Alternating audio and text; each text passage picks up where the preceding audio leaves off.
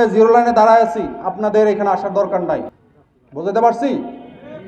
যখন আমার প্রয়োজন হবে তখন আমি বলবো ঠিক আছে আমাদের গ্রামবাসীকে নিয়ে আসো। তো আমি না ডাকলে আপনারা ওখানে ভিড় করে আমাদের কাজকে ব্যাঘাত ঘটাবেন না।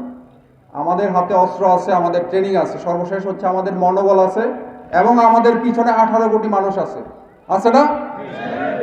তো 18 কোটি মানুষ থাকতে আমার কি ভয় পাওয়ার কোনো কারণ আছে?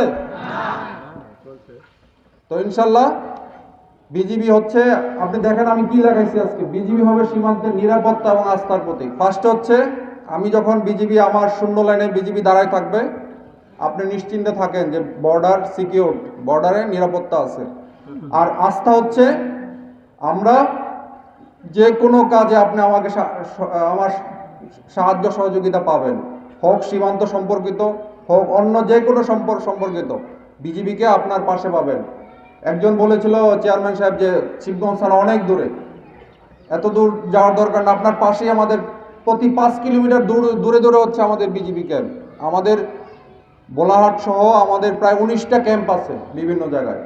প্রতিটা জায়গায় এই সীমান্তবর্তী জেলায় আমাদের ক্যাম্প আছে।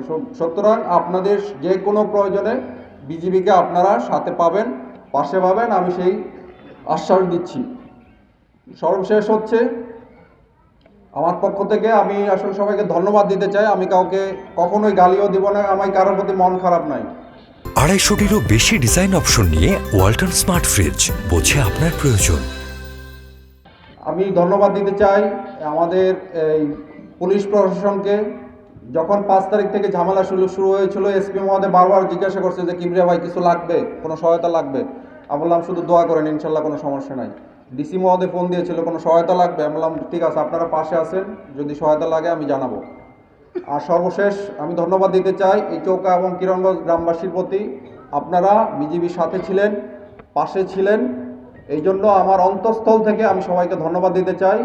এই শুধু শিবগঞ্জবাসী না, এই পুরো বাংলাদেশের 18 কোটি মানুষ আমাদের বিজিবির সাথে ছিল। তো ইনশাল্লাহ এই সাপোর্ট যেন আপনাদের সবার থাকে। এবং সর্বশেষ রিকোয়েস্ট হচ্ছে, যেটা বললাম, আপনাদের এলাকায় আপনারা চিহ্নিত করেন কারা কারা এই কাজে এই মাদক চোরা কারবারি করে, কারা বিভিন্ন ধরনের চোরাচালানের সাথে জড়িত, আমাকে খবর দেন। আমরা তার আমরা ধরে শিবগঞ্জ ওসি সাহেব আছেন, আমরা ওনাকে হ্যান্ড ওভার করবো, বাকি আইনানুগ ব্যবস্থা উনি নেবেন। কৃষক ভাই যদি কেউ কথা বলতে চান, আপনাকে স্টেজে আসা আপনাদের সবাই অবগতির জন্য জানানো যাচ্ছে, ভাষার জন্য পর্যাপ্ত ব্যবস্থা নেওয়া হয়েছে। কৃষক ভাই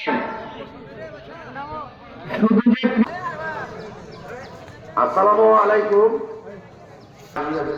বইয়ের বাগান মিলেছে, আমের গাছ মিলেছে, আপনারা এমন ভাবে চলাফেরা করবেন।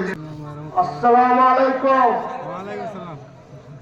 আমরা দেখেছি সেদিন নাই আর এখন যদি আমি নিজেই আপনার 17 বছর থেকে বাগান আমি করি।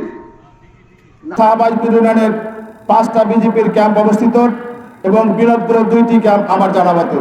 সজাগ থাকবেন, আপনারা ভালো থাকেন, সুস্থ থাকেন, কোনোদিন আমাদের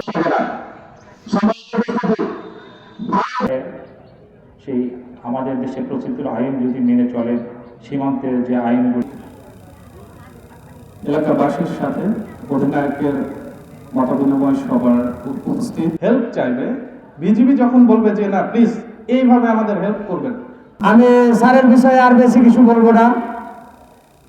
স্যার